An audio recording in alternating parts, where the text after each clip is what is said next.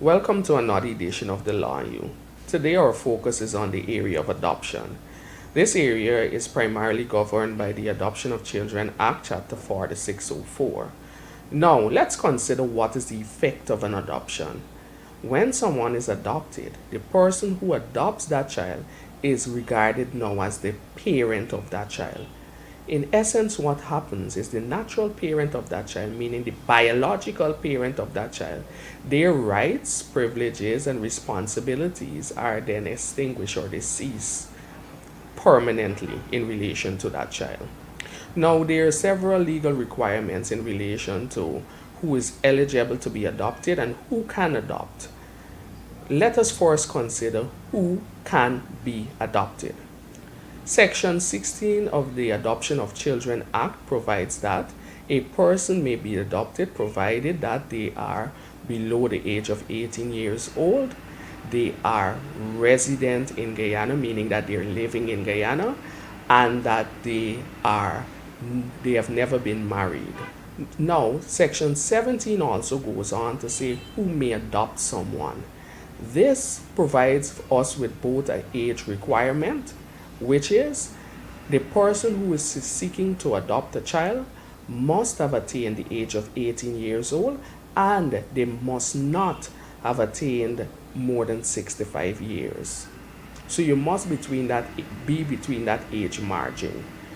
Additionally, the difference between the child's age and the adopter's age must not be more than 50 years or less than 17 years.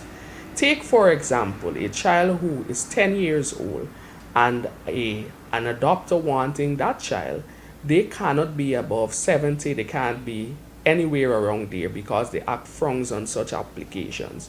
However, one must note that there are certain discretionary powers under the Act where a court can dispense with such an age requirement.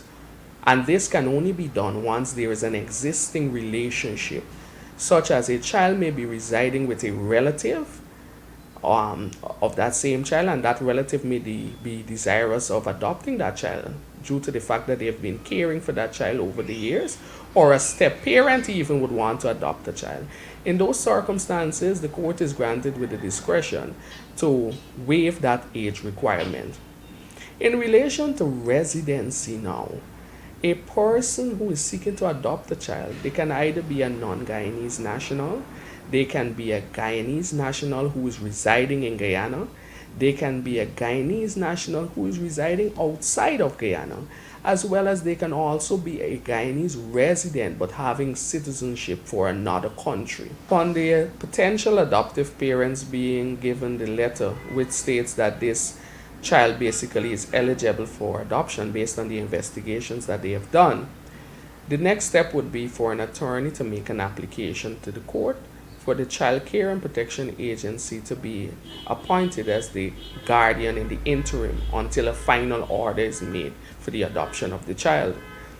When this letter is presented to the attorney and that application is made, and the court has ordered that the Child Care and Protection Agency is appointed as the guardian of that child is then given to the potential adoptive parents. Now, the order of the court, which appoints the Child Care and Protection Agency as the guardian, legal guardian of the child, must then be furnished to the said agency. The Child Care and Protection Agency is then tasked with preparing an adoption report, which is sent to the adoption board. The adoption board sits and deliberates. They have the power to call and do another interview with the potential adoptive parents as well as with the natural parents or the biological parents of the child. I will now embark on the process that needs to be completed for a child to be legally adopted. Now, my presentation would be focused on a situation contemplated where a Guyanese national who is residing in Guyana wishes to adopt a child. Now, the first step in this process would be to make an application. The application form could be obtained from the Child Care Protection Agency as well as from their website. Now, when the application has been completed, that application is accompanied by a medical which also needs to be done. Now, the Child Care and Protection Agency at this stage would depart on an investigative process, which is aimed at ensuring that the best interests of the child would prevail in these circumstances surrounding the adoption. At all times, this is their paramount consideration, the child's best interest, whether it would be served for the child to be adopted by another person. During their investigative stage, the Child Care and Protection Agency would call in both the natural parents and the potential adoptive parents for an interview. Of course, the natural parents, the Child Care and Protection Agency would then explain to them the effect of an adoption. And of course, their consent would be required for the adoption to take place. Should a situation present itself whereby the consent of the natural parents are hard to get, for example, where the biological parents of the child cannot be found, or where the child has been abandoned or neglected or has been treated so badly, the court in those circumstances can dispense with such consent. In relation to the potential adoptive parents, what the Child Care and Protection Agency is concerned with, of course, is whether they can be able to maintain that child, whether that child's best interests would also be served by the court granting them an adoption order. Now, the next step when the agency has finished their investigations would be to put in writing what are their views. That is, whether the child is eligible for adoption. Now, let us assume that the agency finds favor with the person who has made an application to adopt that child. The agency then issues a letter. That is, the Child Care and Protection Agency issues a letter which of course says the child is eligible for adoption, and that letter is taken to an attorney at law.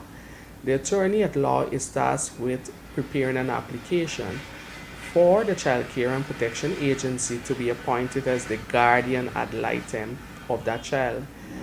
In essence, the effect of this is that the Child Care and Protection Agency is appointed as the legal guardian of that child until the adoption is finalized. When such an order is made by the court, that order is then sent to the Child Care and Protection Agency. Upon receipt of such an order, the board is convened, and the adoption board then interviews the potential adoptive parents, and of course, if they find favor, they have the final determination in a sense, I would say, because it is upon their recommendation that the court finalizes an adoption order. So, assuming that the adoption board, when finished interviewing that prospective applicant, they find favor with such an application, they would then compile a report, which is then, of course, a report of recommendation, which is then sent to the High Court, where the Chief Justice then finalizes the adoption order. There you have it on the adoption process. Of course, this process is peculiar to a situation whereby you have a Guyanese national who's residing in Guyana and who wishes to adopt someone who's living right here in Guyana. I thank you.